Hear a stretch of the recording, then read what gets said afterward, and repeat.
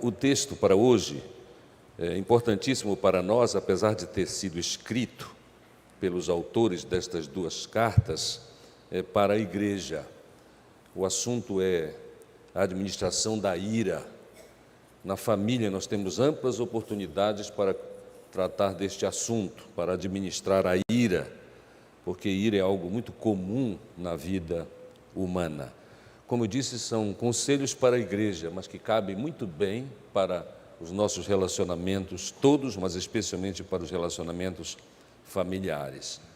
Os dois textos, como talvez já esperados pelos irmãos que têm intimidade com a palavra de Deus, especialmente o Novo Testamento, são os seguintes. Em primeiro lugar, a carta de Tiago é uma carta considerada carta de sabedoria. Do ponto de vista literário, é uma carta muito semelhante a Provérbios e Eclesiastes. Tiago, capítulo 1, versos 19 e 20, que leio. Tiago 1, versos 19 e 20. Meus amados irmãos, tende certeza disto: todo homem deve estar pronto a ouvir, ser tardio para falar e tardio para se irar, porque a ira do homem não produz a justiça de Deus. E o segundo texto é do apóstolo Paulo, em Efésios, no capítulo 4, versos 26 e 27.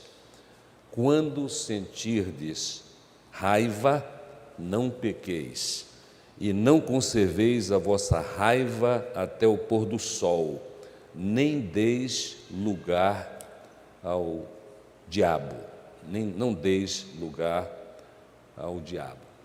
Qual é a definição de ira?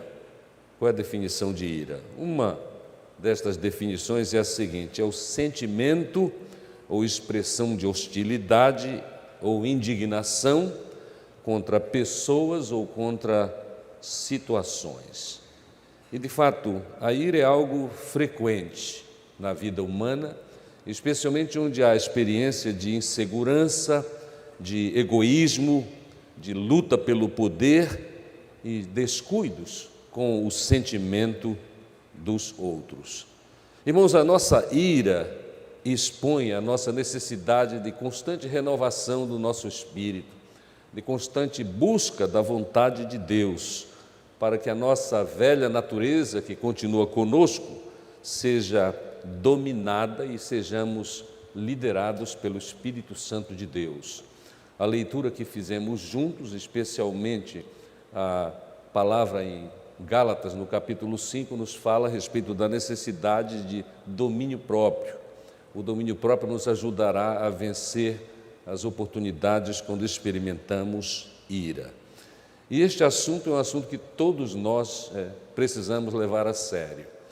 Eu tive o privilégio de passar um certo tempo com um escritor famoso nos Estados Unidos, um pastor que se tornou psicólogo, especialmente na área pastoral, o Dr. Henry Brandt.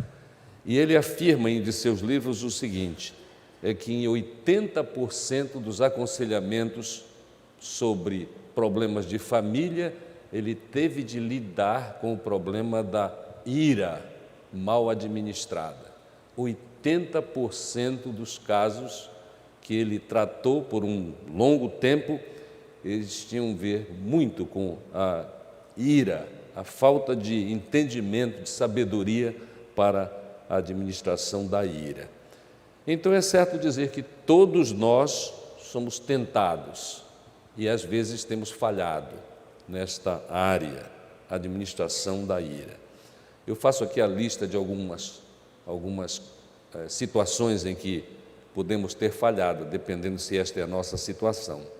Por exemplo, o professor experimenta ira lidando especialmente com alunos desatentos e preguiçosos, ou então indisciplinados. Esta é uma crise geral na nossa sociedade. Professores que conhecemos, e em grande número, falam a respeito das suas dificuldades lidando com a indisciplina generalizada de seus filhos, seus alunos. São nossos filhos e nossos netos, nossos sobrinhos, porque isto é generalizado. Isto nos leva a pensar quão mal remunerados são os professores para lidar constantemente com esta situação.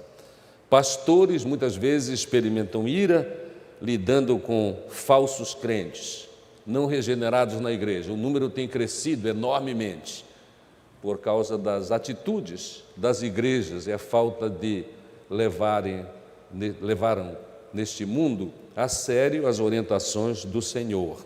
Os pais também enfrentam esta situação de ira no lidar com os seus filhos, especialmente desde o início na época da disciplina, como tratados de manhã de 1 a 5 anos, mas depois de 6 a 13 e depois de 19 em diante, mesmo quando já há muita amizade na família, é comum que pais lidem com a ira no lidar com seus filhos. E é interessante nós notarmos e lembrarmos que muitas vezes, quando na situação de família os pais lidam com seus filhos, ou filhos lidam com seus pais, onde há explosão de ira, é importante lhe dizer que quanto mais ira, mais resistência às orientações da palavra de Deus a respeito do relacionamento saudável.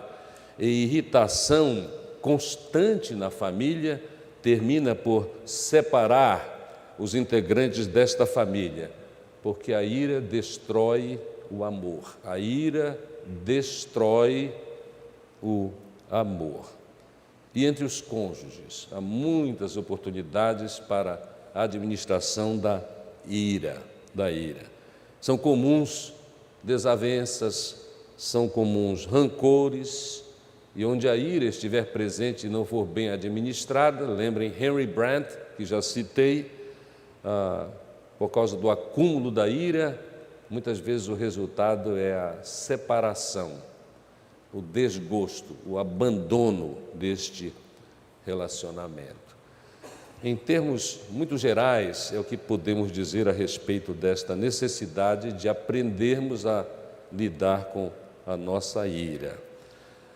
A ira é um problema grave para a igreja, porque em todas as áreas onde ela é administrada, se nós não agirmos de maneira coerente com a palavra de Deus, nós temos o nosso testemunho pessoal e, em última análise, o testemunho da igreja enfraquecido. Afinal, um crente iracundo não é algo que é esperado.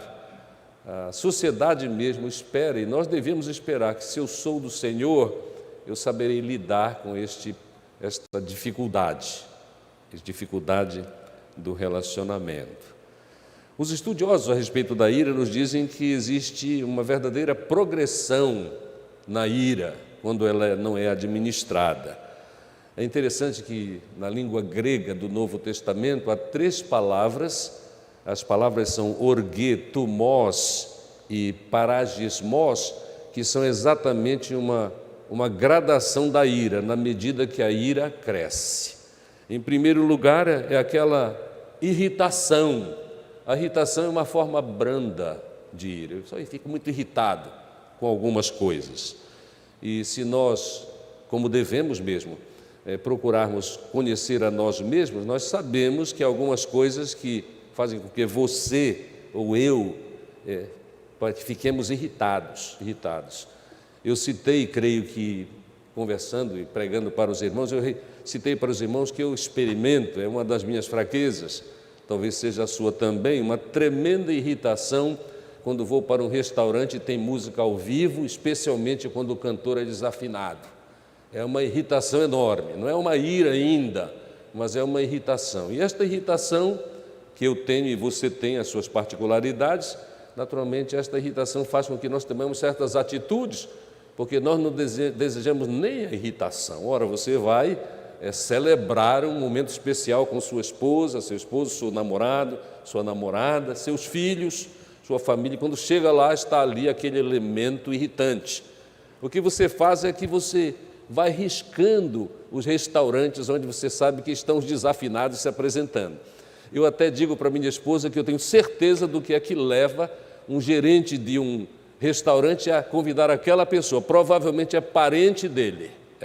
talvez seja o filho dele, a filha dele, mas que de fato devem ser amados, mas não deviam ter a oportunidade para molestar os clientes, é a minha ideia. Mas há uma gradação. Então, primeiro é uma irritação, e a irritação muitas vezes como uma leve administração está resolvida. Por exemplo, eu tenho resolvido a minha irritação sobre cantores desafinados ou instrumentistas desafinados, é não ir mais lá. E graças a Deus qualquer cidade do tamanho da nossa tem muitas ofertas, dá para evitar isso. Mas aí vem a segunda gradação, uma indignação, aí já é um pouco maior, não é? Não é só irritação, é uma indignação. Muitas vezes nós chamamos, e existe de fato isso, às vezes existe uma santa indignação. Aliás, se nós não tivermos mais indignação nenhuma na nossa vida, esta santa indignação pelas coisas erradas, há problemas em nós também. Então a ira não é só negativa, ela tem as coisas positivas também. Mas aí vem o terceiro tipo de ira, nesta gradação, né? Então, primeiro irritação, depois a indignação, depois fúria descontrolada. Deus nos livre desta ira, que é fúria descontrolada. E nós precisamos, então, aprender o que a Bíblia diz a respeito de ira, porque há muitas coisas interessantes. E a minha apresentação é uma apresentação breve, há livros com grande volume de número de páginas a respeito deste assunto. É interessante que o texto que eu li, por exemplo, diz assim: irai-vos e não pequeis. Irai-vos. Deus sabe que nós nos iramos, né? A ira é parte da nossa vida, mas irai-vos e não pequeis. A ira, com certeza, é algo que Deus nos deu a capacidade de expressar esta ira. Nós temos esta capacidade porque Deus nos dá esta capacidade. E se Ele nos dá essa capacidade é porque ela não é sempre pecaminosa. O texto mesmo disse, não é verdade? Vocês observaram que diz assim: irai-vos e não pequeis. Então é sinal que há remédio para a ira. E a ira pode nos ajudar nos ensinando alguma coisa sobre nós mesmos.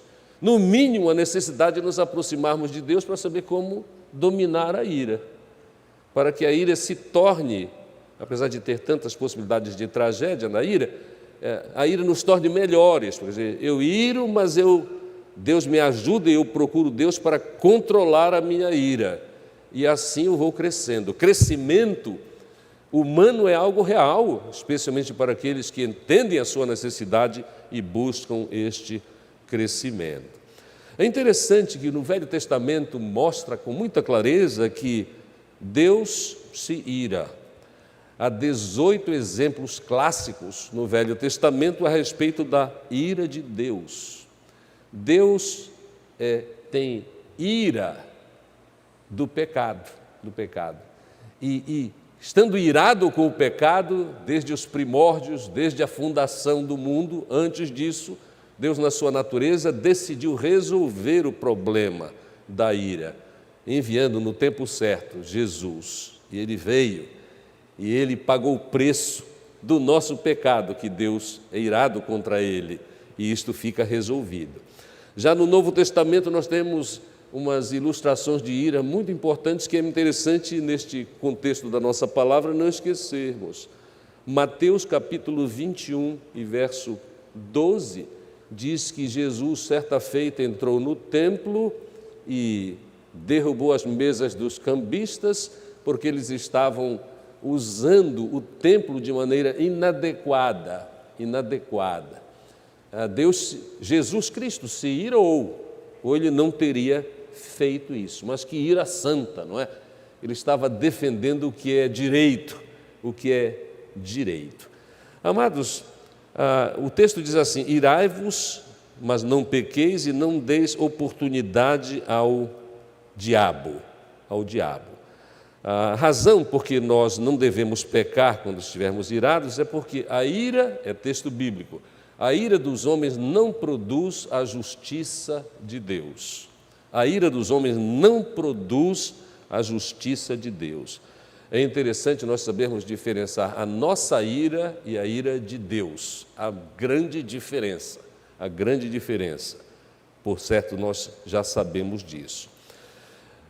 O Charles Swindoll, que é um dos autores norte-americanos da minha preferência, e as razões são, ele é absolutamente bíblico, eu nunca encontrei uma afirmação em seus livros que é contrária à palavra de Deus, e além disso, ele é um estudioso da palavra de Deus e ele é extremamente capaz de comunicar o que pretende comunicar rapidamente. É claro que há grandes autores do passado que, quando escreviam sobre um tema qualquer, escreviam 450 páginas. E ainda há alguns de nós que temos a condição e a disciplina intelectual para ler estes livros e pensar, é o que todo mundo faz hoje, pensar os principais ensinos. Entre estes está o famosíssimo Lloyd Jones, que todo mundo cita, de fato um dos maiores autores do passado. Mas é do passado. No nosso tempo não há mais paciência para lermos ou ouvirmos muito tempo para termos os princípios básicos que podem ser ajuda para a nossa vida. Mas Charles Swindoll, ele diz as coisas com prontidão e com extrema sabedoria. Pois bem, Charles Swindoll diz que nós precisamos entender que existe ira da nossa parte que é justificada. E aí ele diz assim, nós não devemos nos esquecer que Moisés, que é apresentado no Velho Testamento como um homem pacífico, experimentou esta ira. Nós podemos até chamar pela palavra mais dura, que é a palavra fúria. Olha, Êxodo, capítulo 32, nos apresenta este homem pacífico, que é Moisés, um dos heróis da fé, com certeza. Êxodo 32, versos 19. Ele foi receber as tábuas da lei. Era um momento solene, especial, Deus estava dando a lei para o seu povo, ele subiu ao monte para receber. E quando ele estava voltando para o acampamento dos israelitas, ele viu o bezerro e as danças e encheu-se de fúria. Moisés, pacífico, né? É apresentado assim, encheu-se de fúria, jogou as tábuas, a gente vê que ficou descoordenado, jogou as tábuas, despedaçando-as na base do monte. Em seguida, vamos seguindo essa figura, pegou o bezerro que haviam feito, queimou-o, não só isso, triturou-o até virar pó e espalhou sobre a água. Perdeu a tranquilidade, coitado, né? Mas também porque ele perdeu a tranquilidade, porque o povo, durante a ausência dele, que não foi tão longa assim, resolveu voltar a velhas práticas idolátricas. E note o que ele fez ainda, Moisés estava furioso e deu a água para que os israelitas a bebessem. Olha, eu não sei que gosto tem ouro, mas não deve ser bom não, né? Porque ele estava irado, ele fez tudo isso, triturou, e aí colocou na água e mandou o povo beber. Olha, este é um dos exemplos, mas há outros exemplos muito clássicos. Em Isaías, no capítulo 5, versos 20 a 25, nós temos um outro exemplo bíblico de ira muito séria. Eu vou abrir a minha Bíblia e vou ler para os irmãos o texto de Isaías, capítulo 5, Isaías 5, versos 20 a 25. Ai dos que são fortes para beber vinho e valentes para misturar bebida forte, dos que absorvem o culpado por suborno e negam o direito ao justo. Isto aqui é Isaías, como porta-voz de Deus, dizendo que Deus não aceita suborno e injustiça. Portanto, assim como a labareda de fogo consome os restos da colheita e a palha queima-se pelas chamas, também a sua raiz apodrecerá e a sua flor será levada como pó ao vento, porque rejeitaram a lei do Senhor dos Exércitos e desprezaram a palavra do Santo de Israel. Por isso, Isaías está demonstrando a sua ira, mas que é a ira do Senhor também. Por isso, a ira do Senhor acendeu-se contra o seu povo, e o Senhor estendeu a sua mão e o feriu. As montanhas tremeram e os seus cadáveres eram como lixo no meio das ruas. Mesmo assim, a sua ira não se afastou e a sua mão continua estendida na sua ira. Este é um outro exemplo de uma ira justificada. A de Deus, mas a do mensageiro de Deus também. Mas, amados, o mais comum é ira não justificada. A ira não justificada é a ira que não tem motivos corretos. Há histórias bíblicas interessantes que ilustram, porque é mais deslocada da nossa experiência, é mais fácil aprendermos, porque quando é muito ligada à nossa experiência, nós ficamos ansiosos, ou fechamos o coração. Então, vem ao nosso socorro as experiências bíblicas, não é? A maioria de nós conhece, por exemplo, Lucas, capítulo 15. Lucas capítulo 15 é a respeito daquele homem que tinha 2 filhos, um deles é chamado filho pródigo, mas o outro é o que ficou em casa, cuidando dos interesses da família e ajudando o seu pai. Acontece que quando o filho pródigo, lembrem a história, o filho pródigo volta para casa, o filho que havia ficado em casa se irou profundamente. A linguagem bíblica é muito especial para lembrarmos, então eu vou ler o texto diretamente em Lucas 15, versos 27 em diante. Eu vou ler do 25 para melhor entendimento. O filho mais velho estava no campo, quando o filho pródigo voltou. E quando ele voltava, ao aproximar-se de casa, ele ouviu a música, as danças, e chamando um dos servos, perguntou o que era aquilo. E este lhe respondeu: o teu irmão voltou, e teu pai matou o melhor bezerro, porque o recebeu são e salvo. Mas ele se irou e não quis entrar. Então o pai saiu e insistiu com ele. Ele, porém, respondeu ao pai: há tantos anos eu te sirvo e nunca desobedeci a uma ordem tua, mesmo assim nunca me deste um cabrito para eu me alegrar com os meus amigos. Chegando, porém, este teu filho, não este meu irmão, este teu filho que desperdiçou os teus bens com prostitutas, mataste para ele o melhor bezerro. Esta é uma ira, que é uma indignação por ciúme. É comum isto, uma ira por ciúme. Tratou o outro como devia ter me tratado e não fez assim.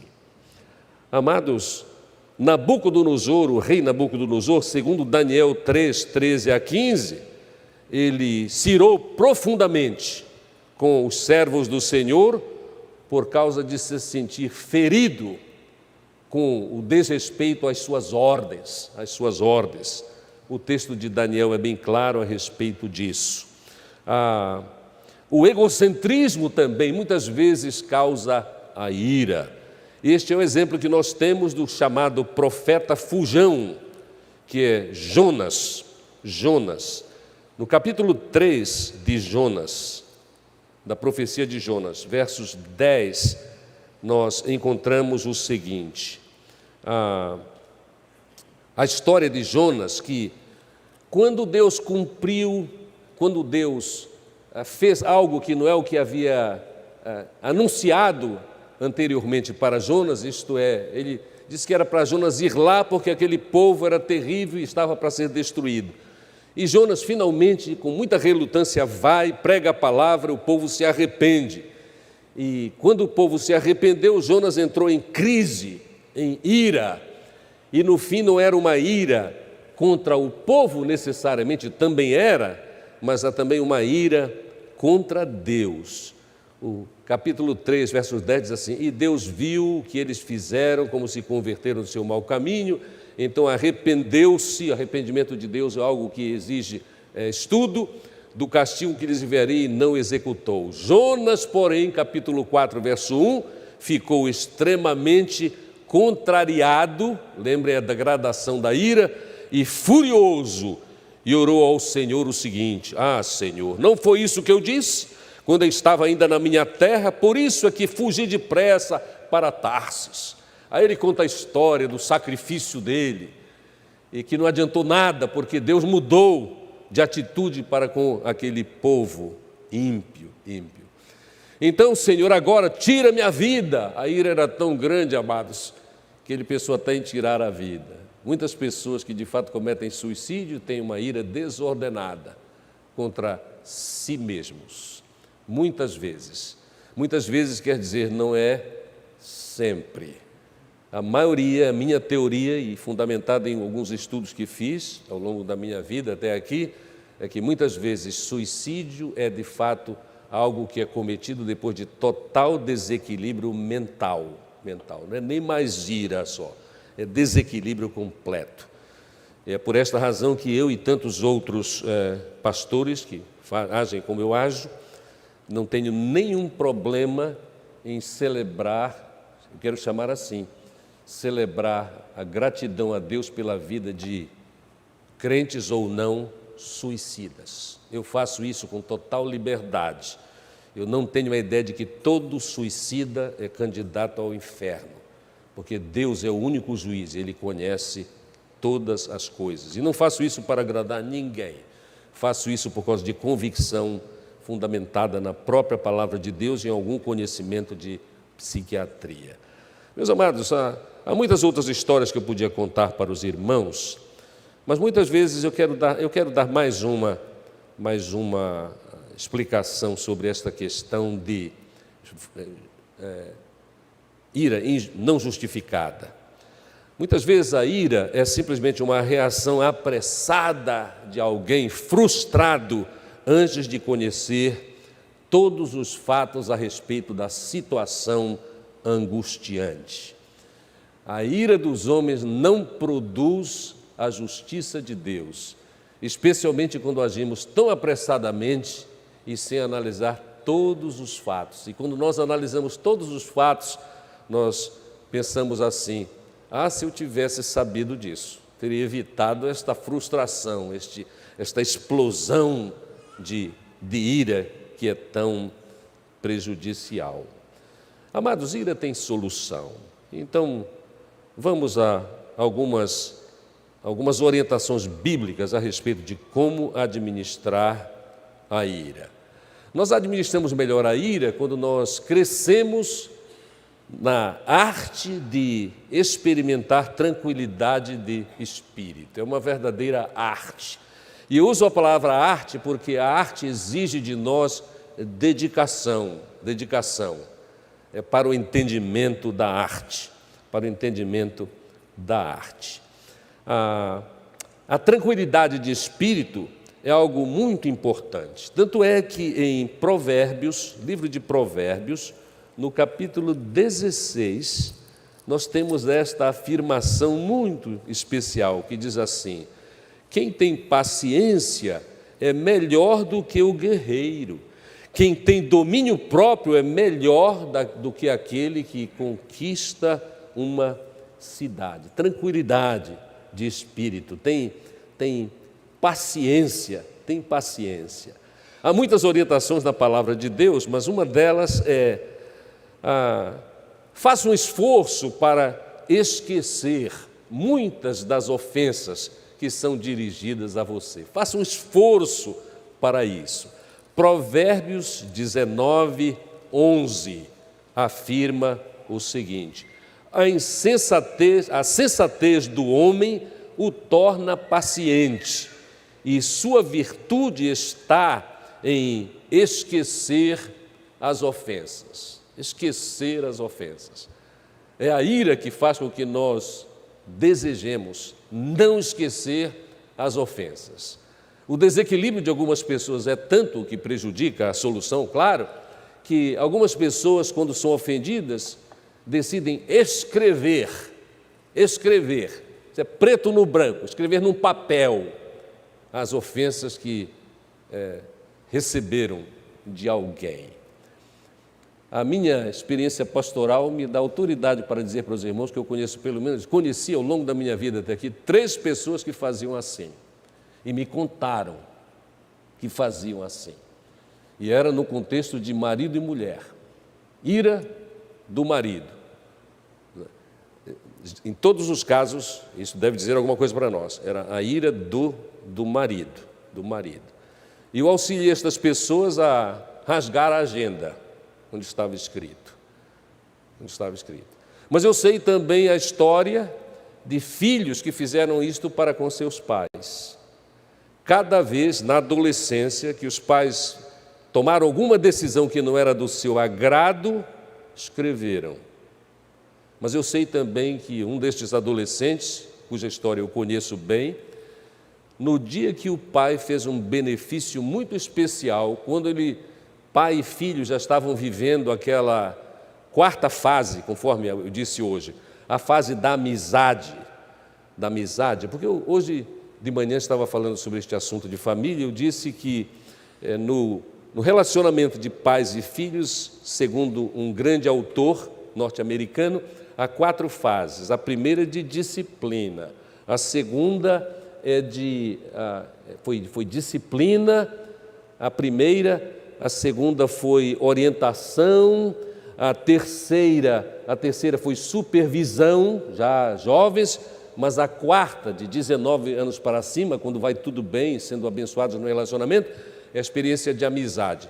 Eu ia contando, que o adolescente, toda vez que ficava irritado, ele escrevia a razão da sua ira, contrária ao seu pai, que tomava as decisões e protegia o filho, mas ele não entendia. Mas quando chegou a época da amizade, quando houve o primeiro grande benefício para aquele adolescente irado, ele decidiu rasgar a agenda. Que privilégio. Irmãos, a palavra de Deus também nos diz, além de ignorarmos as ofensas, diz que também nós devemos fugir dos iracundos. Nem sempre é possível fugir dos iracundos. Por exemplo, se a pessoa iracunda é a minha esposa, como é que eu vou fugir dela, se eu tenho uma aliança com ela, Fica difícil. Então eu devo procurar um outro caminho, Eu preciso procurar ajuda, isto é importantíssimo, porque quando eu faço catarses, quando eu jogo lixo para fora em um ambiente de segurança, eu tranquilizo o meu espírito, o que é necessário para a solução da ira. Mas muitas vezes é possível, e a palavra de Deus em Provérbios 22, 24 e 25 nos ensina o seguinte: não faças amizade com uma pessoa briguenta, nem andes com um homem que logo se enfurece, para que não aprendas os seus costumes e não te deixes cair em alguma armadilha. Os irmãos ouviram bem isso? Ouviram bem? Não faças amizade com uma pessoa briguenta. Aí aparecem os irmãos muito piedosos que dizem para você, mesmo à luz deste texto, diz assim, não, mas e a misericórdia? Vocês já ouviram isso? Eu já ouvi muitas vezes, Quando a palavra de Deus é assim tão direta a respeito de um assunto tão importante desse, a questão de vamos administrar a ira, todo mundo se ira em algum tempo. Ele diz assim, não andes com o briguento, não aprendas o caminho do briguento. Aí dizem, mas a misericórdia, a misericórdia. Eu tenho uma resposta excelente que eu aprendi ao longo da minha vida a respeito desta palavrinha. E a misericórdia deste briguento? Eu pergunto assim, misericórdia por quem?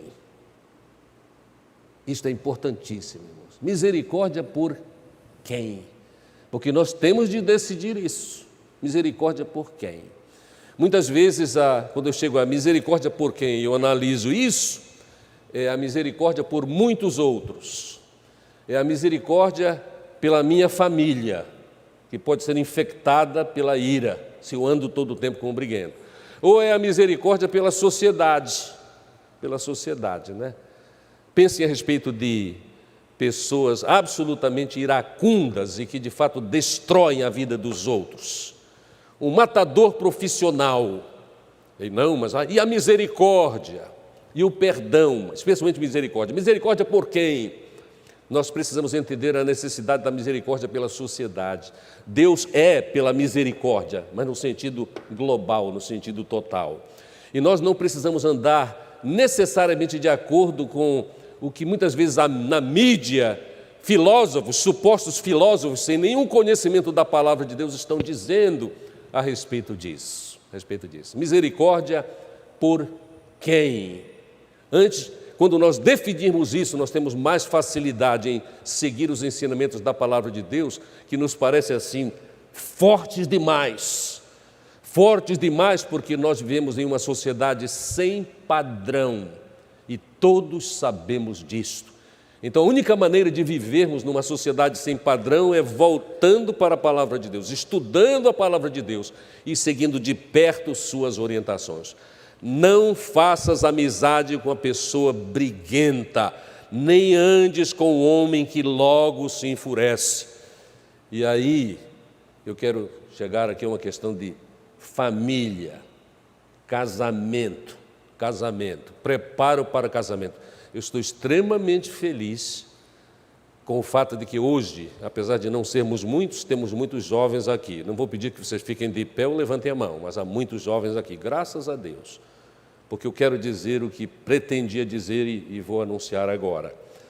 Meus queridos, quando nós estamos nos preparando para o casamento, no estágio de início de relacionamento, nós temos de observar as posturas daquele ou daquela com quem pretendemos estabelecer o relacionamento a respeito desta questão da ira.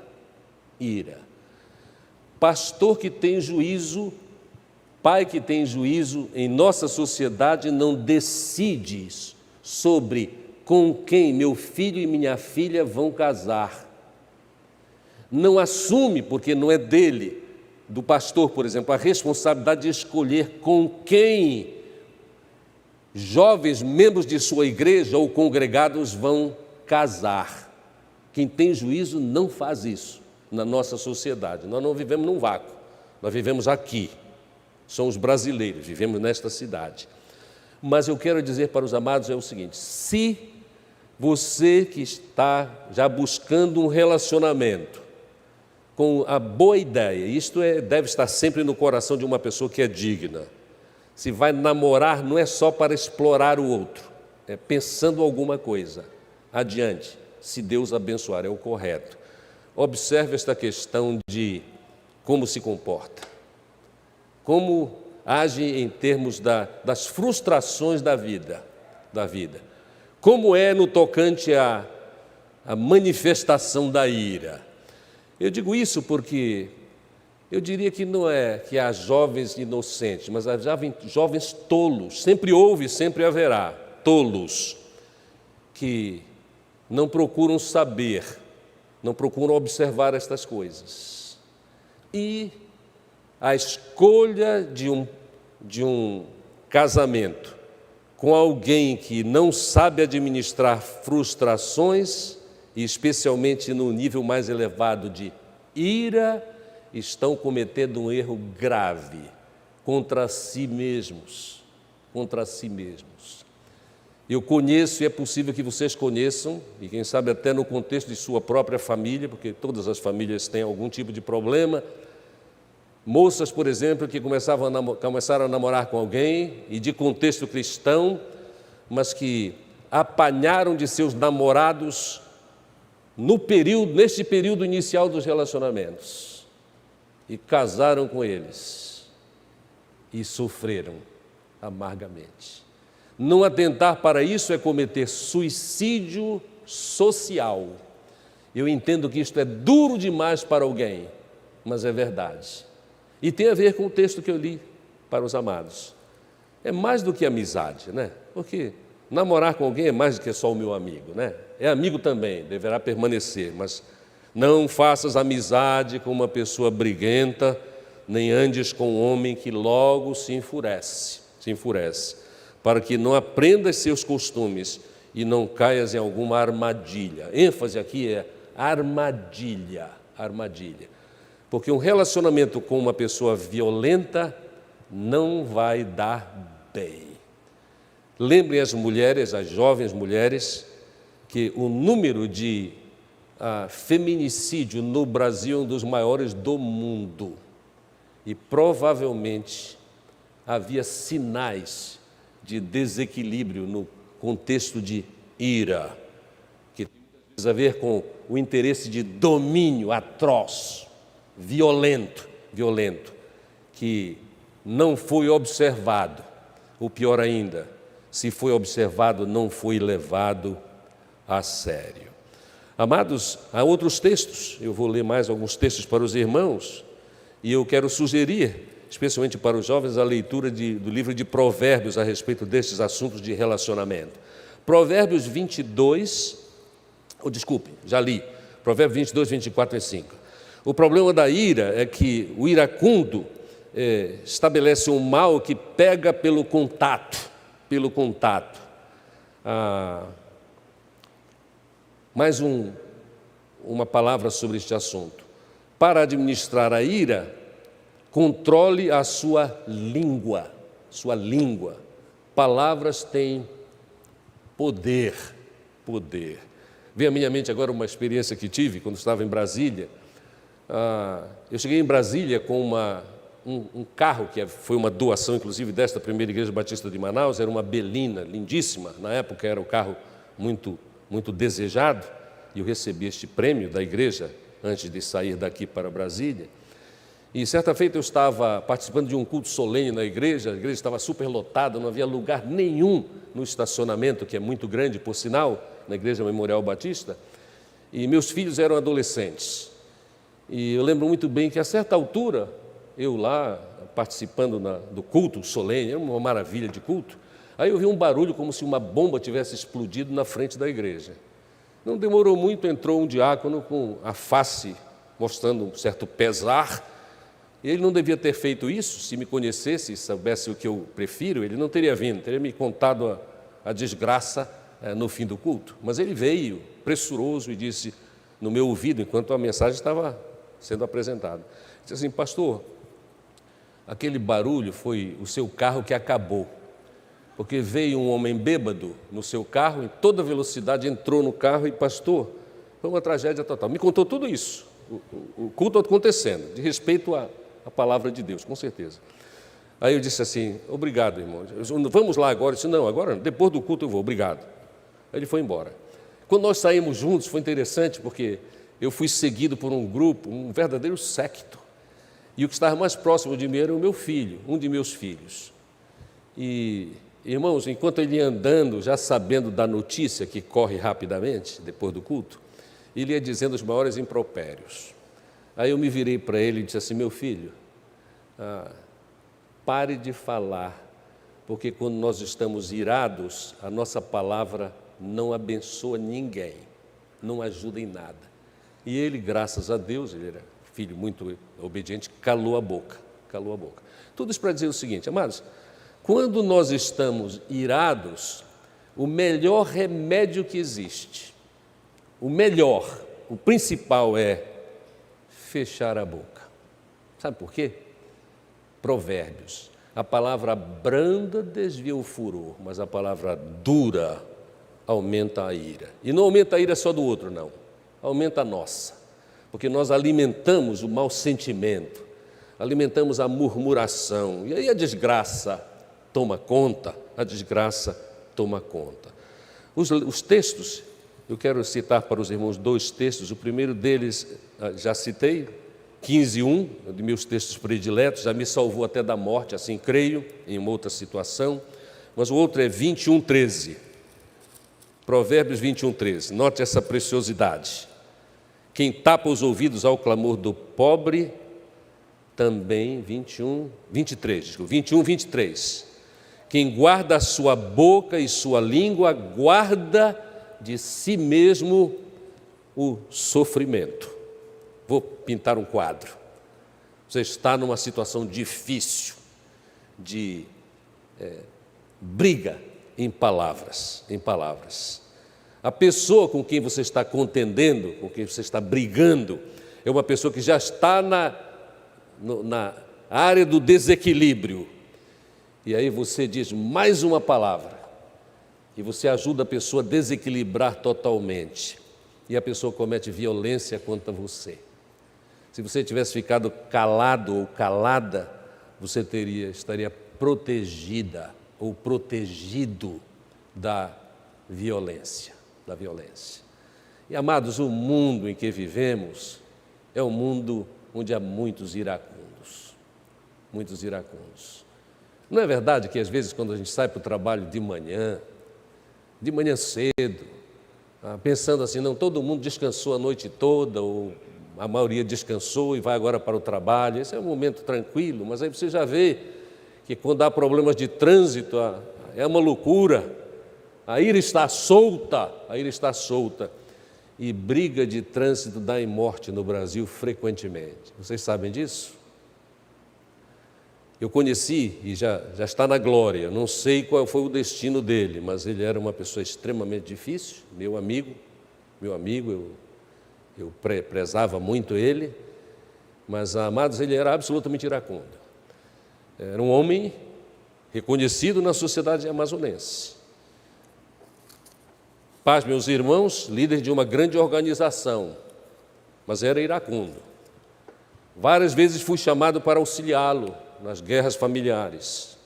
E íamos administrando, eu tive o privilégio de ajudá-lo várias vezes. Mas houve um dia que ele saiu do trabalho, no centro da cidade aqui, e aconteceu, alguém riscou o carro dele no trânsito. Ele tinha uma fraqueza, me permita chamar de fraqueza. Para ele idolatrava o carro dele, tinha que estar impecável. Nada podia, eu acho que ele amava mais o carro dele do que a esposa dele, literalmente, é o que eu penso. E alguém riscou o carro dele, ele saiu do carro para tomar satisfações, o cidadão também já estava meio fora do padrão, eu sei que eles brigaram em palavras, aí ele entrou no carro dele, tirou um 38, colocou no peito do seu contendor e disse, te ajoelha agora e ora porque é o teu último momento. Quando eu estava fazendo isso aqui, muito próximo aqui da igreja, na Joaquim Nabuco, alguém que era cliente dele passou e viu quem era o cidadão. Entre aspas, porque eu não sei. Crente. E aí citou o nome dele, meu querido, aí ficou do outro lado, o contendor lá, coitado, já ajoelhado no chão, isso é dramático demais, revólver no peito, pode orar porque é o teu último momento. Aí a pessoa passou por trás do que estava ajoelhado e disse assim, citou o nome dele, quase eu cito, fulano, ei fulano, sou eu, pelo amor de Deus, o que tu estás fazendo, rapaz? Ei rapaz, sou eu, gritava, e aí aquilo foi entrando no cidadão, né, que estava agredindo, e aí ele baixou o revólver, com certeza já meio envergonhado, entrou no carro e saiu. Irmãos, por pouco não aconteceu a desgraça. Possivelmente, se tivesse ocorrido, porque nós vivemos no Brasil, com pouco tempo não aconteceria absolutamente nada com ele. Vocês sabem que é verdade, não é? Sabem. A vida no nosso país, lamentavelmente, não vale nada, irmãos.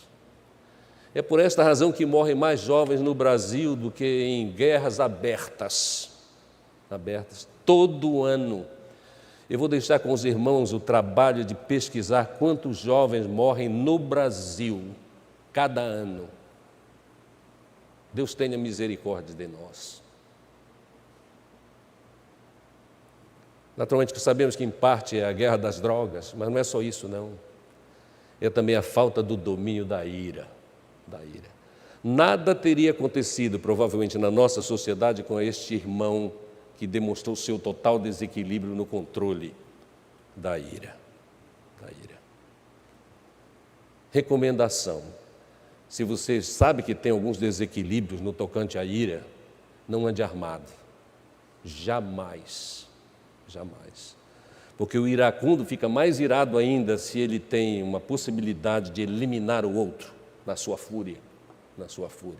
Não ande armado.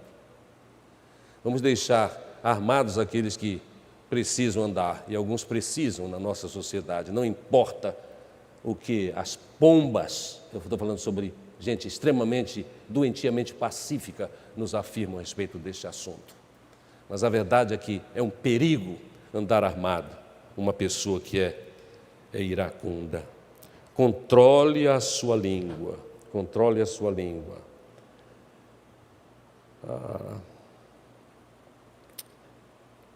E a última, mais importante delas, que provavelmente os irmãos estão esperando, é de Efésios capítulo 4. Efésios capítulo 4, versos 31 e 32, que eu li inicialmente e quero confirmar de novo. 31 e 32. Toda amargura, cólera, raiva violenta, ira, gritaria e blasfêmia sejam eliminadas do meio de vós, bem como toda maldade. Isto tudo faz parte do mesmo complexo de dificuldades. Pelo contrário, aí vem a orientação direta de Deus para nós: sede bondosos, tende compaixão uns para com os outros. Aí vem a palavra, perdoando uns aos outros no modelo de Cristo, assim como Cristo vos perdoou. Olha, isso é um exercício constante. Com certeza, entre nós, pessoas mais tendentes a ir, outros menos tendentes, mas ninguém isento da necessidade de meditar sobre isso. Internalizar estes princípios de administração da ira para o seu próprio bem, para o bem da sua família, para a manutenção do amor na igreja e para a disseminação do amor na sociedade. A nossa sociedade precisa aprender a amar, mas filósofos não cristãos não têm condição nenhuma de ensinar a respeito deste assunto, porque não creem na palavra de Deus, como nós dizemos e de fato devemos crer. Que Deus nos abençoe e nos ajude, que Ele nos proteja dos erros no tocante à administração da ira, para que nós sejamos usados por Deus para o bem da família, da igreja e da sociedade. Amém.